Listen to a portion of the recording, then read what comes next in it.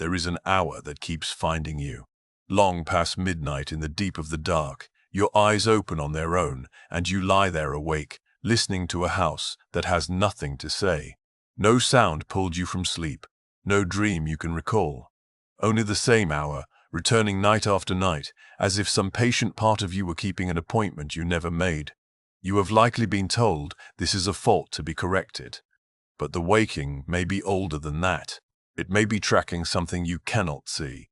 So let us begin there, in the dark, at the hour you have come to know. The clock beside the bed reads something close to 3, or close to 4, and the room is exactly as you left it. Moonlight lies across the floor in the same pale shape. The window holds the same square of night, and you are awake in a way that feels almost clean, almost lit from within, wide open to a world that is doing nothing at all.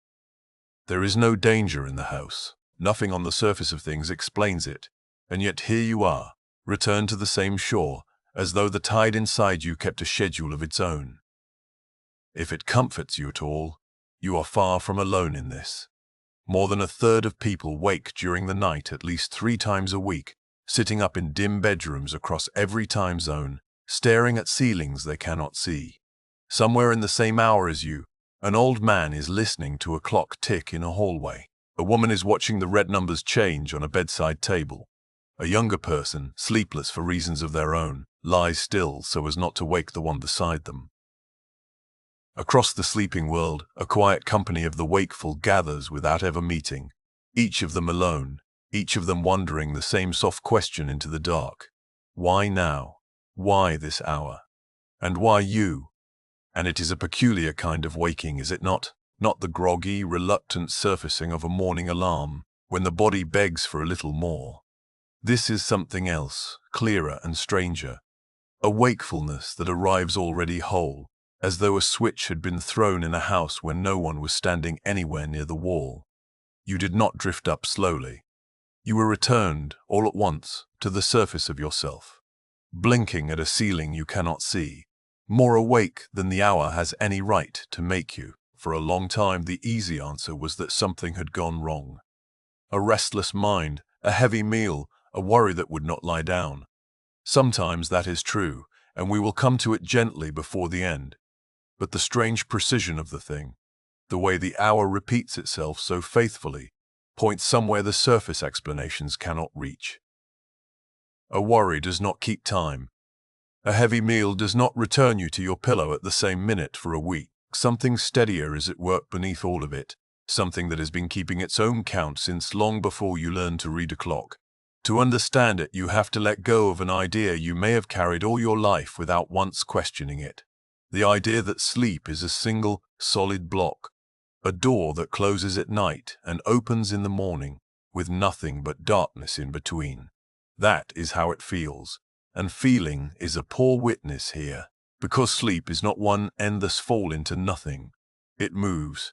All night long it moves, in slow tidal cycles that last roughly 90 minutes each, carrying you down into deep, still sleep and up again into the lighter, dreaming shallows, over and over until the morning comes. Down at the bottom of each cycle, in the deepest stage, your body is at its most silent. The muscles let go completely. The breath slows and evens. This is the sleep that mends you, the sleep that leaves your body heavy and your face slack. The rest a parent recognizes on the face of a sleeping child. From there you begin to rise, layer by layer, back toward the surface, into the strange bright country of dreams, where the eyes move behind their closed lids and the mind spins its quiet films. At the very top of that rising, night after night, you almost wake. Nearly everyone does. You surface just enough to shift a shoulder, to pull the blanket higher, to register the shape of the room before sinking again, and by morning you remember none of it. And the night is not the same all the way through. Its two halves are shaped differently, as though the body spent them on different errands. The first half leans heavily toward the deep, mending sleep, the kind that repairs the body and dropped quickest into stillness, as if the most urgent work were done first while the dark was young. The second half tilts the other way, toward dreaming, toward the lighter and more restless country near the surface. So the hours before dawn are, by their very nature, shallower ones. You are meant to sleep more lightly then, and a light sleeper stirs at very little, which is part of why the small hours, and not the first heavy plunge of the evening, are where the waking tends to find you. Think of how many times that must have happened across the long span of your life. Thousands upon thousands of small surfacings, brief as a held breath, each one gone before it finished. You have been coming up for air all along, every night, for as long as you have lived, and never once suspected it. The waking you feel now is not a new thing that has broken in you. It has only, at last, lined up. When those surfacings fall at scattered hours, they pass unseen. But when they begin to gather at the same point in the night, again and again, the quiet machinery of you becomes visible.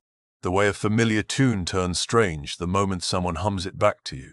So the real question is not why you wake.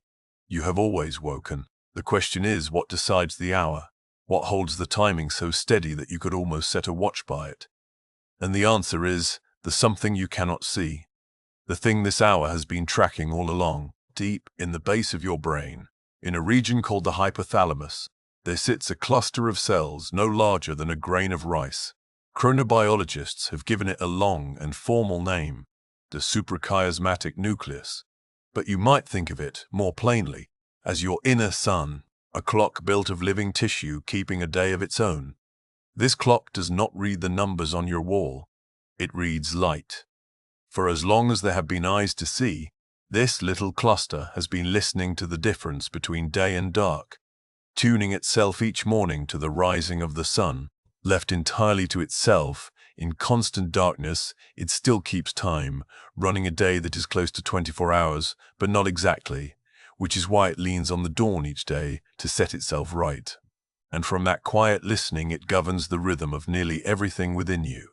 When you grow sleepy and when you grow alert, when certain hormones rise and fall, when your body warms and when it cools, all of it swings on a great invisible wheel that turns once across every 24 hours, whether you are watching or not. Your waking hour is keyed to that wheel, not to the room, not to the moonlight on the floor. It answers to a schedule written into your cells, running faithfully in the dark while you believed you were doing nothing at all. And the wonder of it deepens the closer you look. That one small cluster in the brain does not keep time alone. Nearly every organ you have, the liver, the heart, the lining of the gut, carries a little clock of its own, and the master clock reaches out through nerve and through hormone to keep them all telling the same hour, the way a conductor holds an orchestra together in the dark.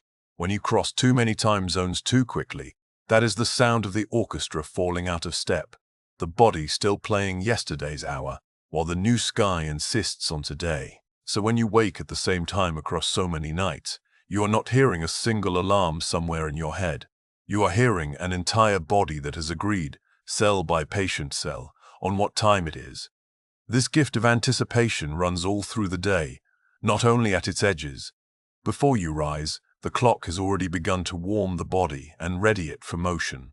In the early afternoon, it lowers you into the well-known heaviness that older cultures answered with a rest in the heat of the day. Toward evening, it lifts the alertness one last time before letting it ease down toward the dark. Your body is forever leaning a little way into the future, preparing for what the hour is about to ask of it, guessing quietly at the sun. The waking that pulls you up from sleep is one small verse of a song that has been playing, unheard, beneath every hour you have ever lived. And here is where it becomes astonishing. The body does not merely wake you, it prepares to wake you in advance before you have opened your eyes. In a study from the late 1990s, researchers led by Jan Born did something wonderfully simple in its design. They told sleeping volunteers what time they would be woken. Some were told they had a long night ahead of them.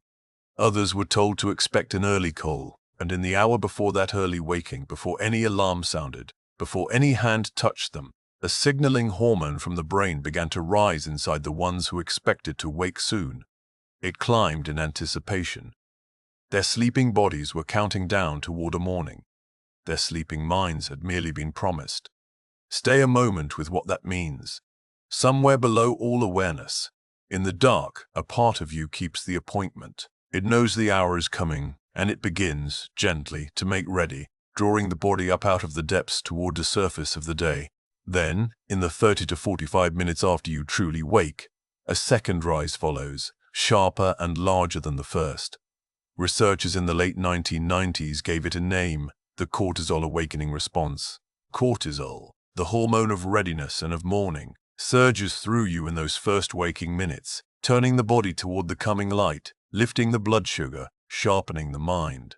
The clock schedules that rise. You do not feel the schedule. You feel only the strange, sudden clarity, the sense of being switched on, and you lie there in the dark, believing it came from nowhere. It did not come from nowhere. It came from a rhythm as old as you are, keeping its promise. This hour has a texture you already know in your body, and it too has its reasons. As you first fall asleep, your core temperature begins to fall.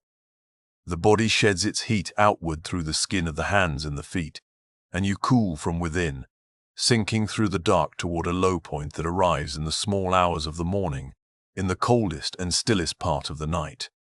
From that cold trough, slowly, the warming begins. Hour by hour, your inner furnace turns back up, easing you toward the day long before the day is anywhere in sight.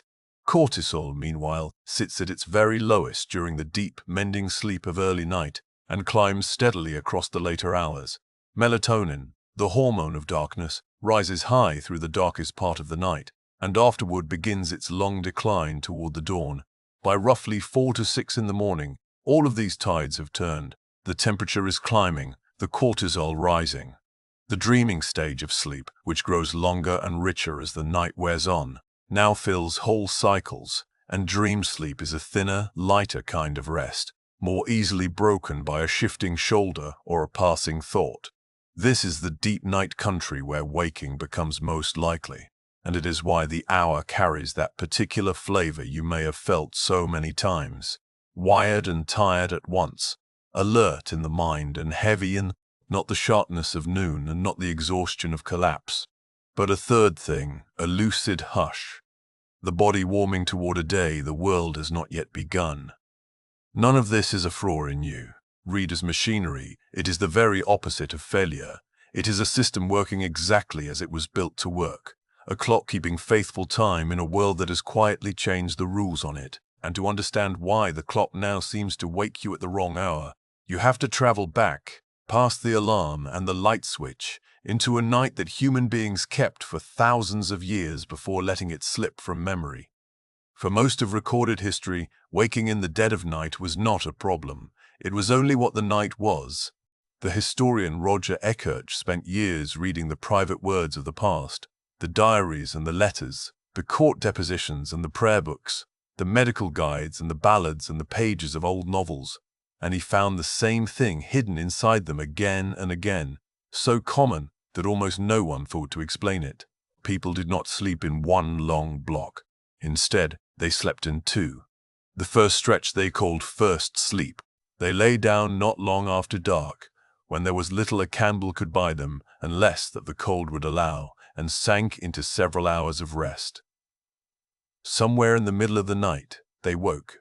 Not with alarm, not fighting for sleep. They woke into an hour that had its own name and its own quiet purpose, and after a time they lay down again for what they called second sleep, which carried them through to the light. Ekirch found these two sleeps everywhere once he knew to look for them, threaded through the writing of ordinary people across whole centuries, running all the way back to the ancient world and the pages of Homer.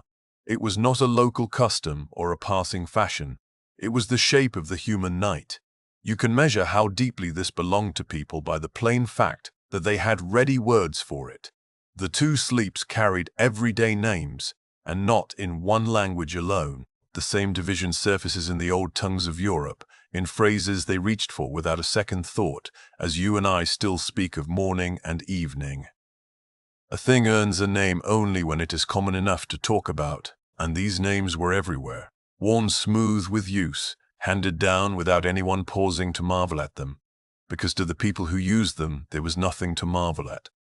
The broken night was ordinary, and ordinary things go unremarked, and the hour between the sleeps was not wasted, not feared, not treated as a sickness. It had a life all its own.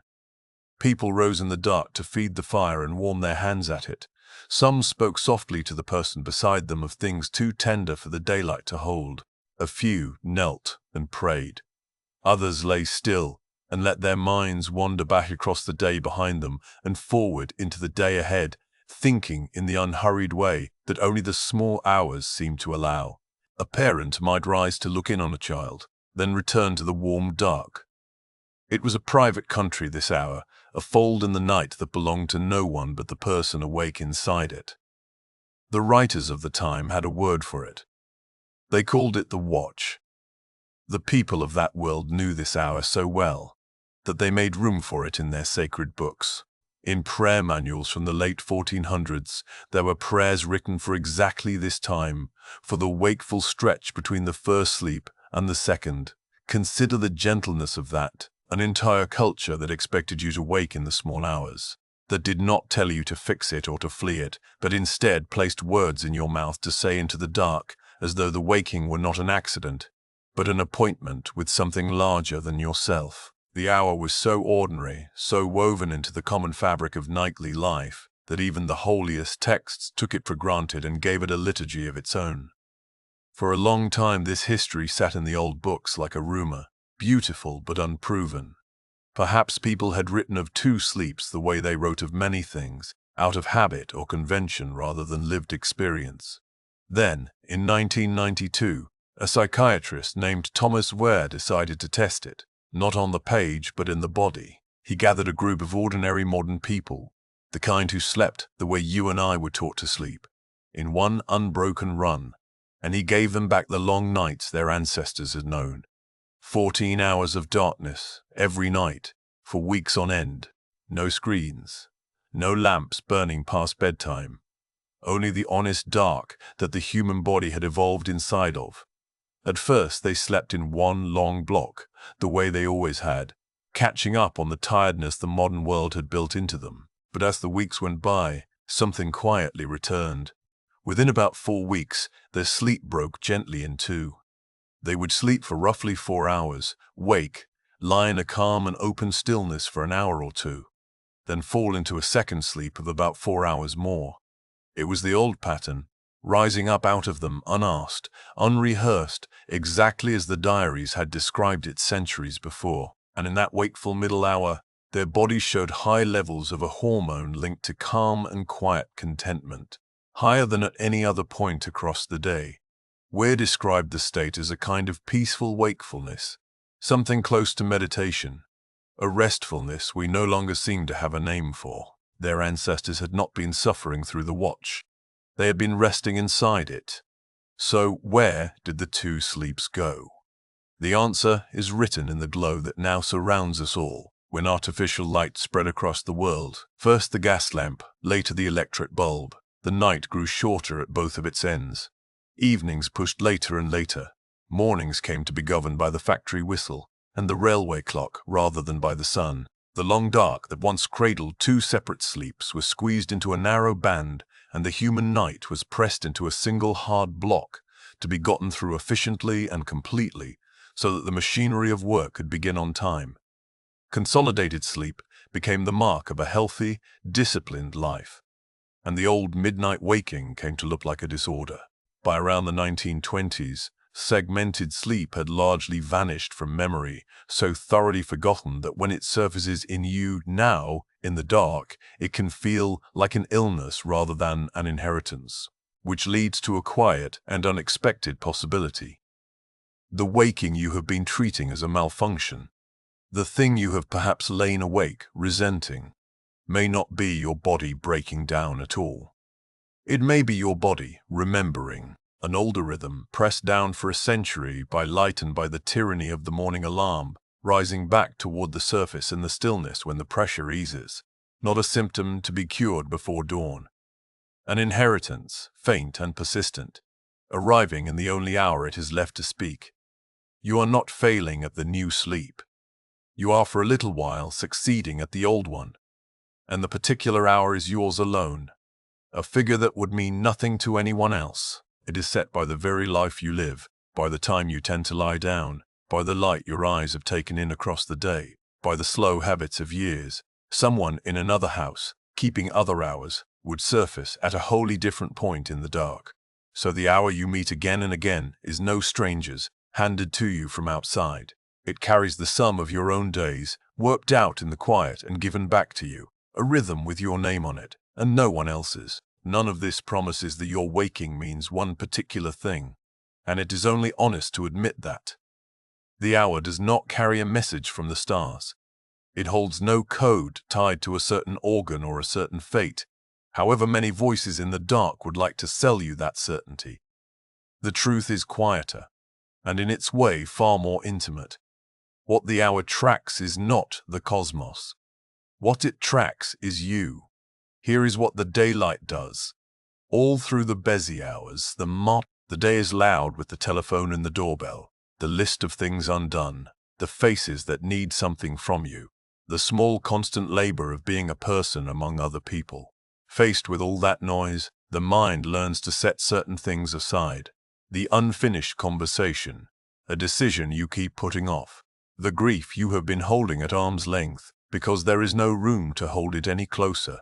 You do not banish these things. You only postpone them again and again into a later that the daylight never quite delivers, and the day empties out.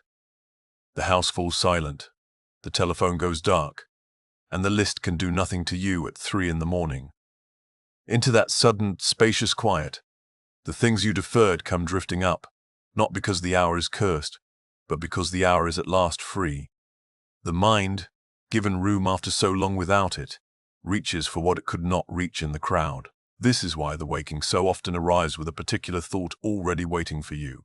A face, a worry, a tenderness, standing there in the dark as though it had been patient all day for exactly this moment. The hour did not summon it. The hour only stopped drowning it out. That is a different thing entirely from a haunting. It is closer to a visit.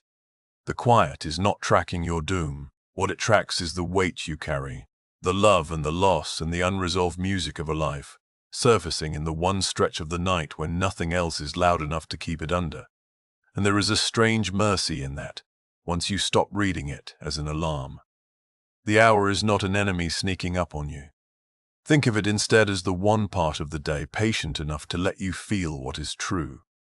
There may even be a kindness folded into the timing of it. Whatever you have been carrying gets its hearing at last. In the 1 hour when you cannot hurry off to answer a message, or fill the kettle, or lose yourself again in the day's 100 small errands, you are held still. You are made to keep company with it, gently, and only for a while.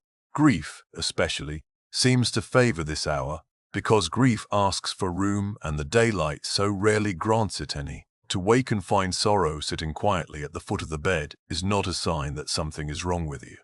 It may be the surest sign that something in you is still tender, still alive, still working its slow way toward peace. If the waking wears on you, though, and this needs saying plainly, and only once, if it goes on for a long stretch and leaves your days frayed and heavy, or if it arrives wrapped in a fear you cannot ease, there is no shame at all in bringing it to a doctor. That is no failure of spirit, only the ordinary kindness of letting someone who knows the body take a look. These words are a companion in the dark, not a physician, and some nights ask for more than a companion. Knowing the difference is its own quiet wisdom, but for the ordinary waking, the faithful and mysterious kind, the kind that returns you to yourself at the same hour and asks nothing of you but your attention, there may be a gentler way to meet it than the one we were handed. We were taught to fight it, to lie rigid and count the shrinking hours until the alarm, to treat the wakefulness as time stolen from us, and to spend all of it grieving the sleep we are not getting. And that struggle, far more than the waking itself, is what turns a soft hour hard. Consider, instead, the possibility of letting it be what it is. Your ancestors did not lie there at war with the dark. They kept the watch. They let the hour be an hour, neither day nor sleep, but a third and quieter thing, a fold of time that belonged to them alone. You could keep a watch like that yourself, not by doing anything, not by solving the night, or emptying the mind, or racing to be unconscious again, but by allowing yourself to rest inside the wakefulness rather than against it. The warmth of the blanket around you. That particular quality of silence that belongs to no other hour.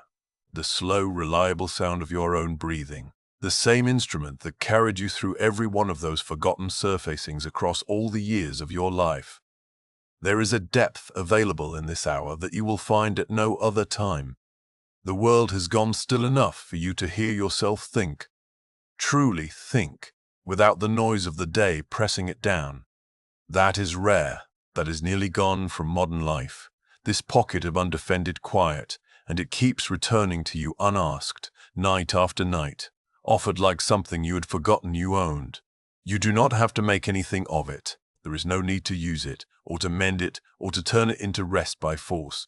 You are allowed to be awake in it, a person in the dark, held by an hour that older and wiser people than us once considered sacred, and in time, without any effort of yours, the tide will turn again. The temperature will keep on climbing. The cycles will carry you back down toward the shallows. Second sleep, if it comes on its own, the way it always has, arriving not because you chased it, but because you stopped chasing. The morning is coming regardless. It does not need your worry in order to arrive.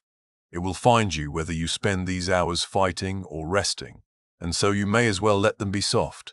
You may drift back down within minutes. You may lie there until the first gray shows at the edge of the curtain. Either way, nothing has gone wrong. The night has only shown you one of its older shapes and asked nothing of you in return, except that you let it be and let yourself be held by it a little while. So the next time your eyes open in the depths of the night, and the room is unchanged from the moment you lay down, and the same hour looks back at you from the clock, perhaps you will remember what it is you are looking at. Not a fault in the machinery, and not an omen from the dark, but the oldest rhythm you carry, keeping time in the body the way it has since long before there were clocks to argue with it, tracking the quiet weight of your own life in the 1 hour spacious enough to hold it. This hour is not a problem to be solved before dawn. It is a doorway you are allowed to rest inside of. Let it be a watch of your own. There is nothing here you must do, nowhere you must be, no task waiting on the far side of this stillness. There is only you and the dark and the slow, patient turning of a wheel that has never once forgotten you. The people who kept this watch before you knelt in it and called it holy.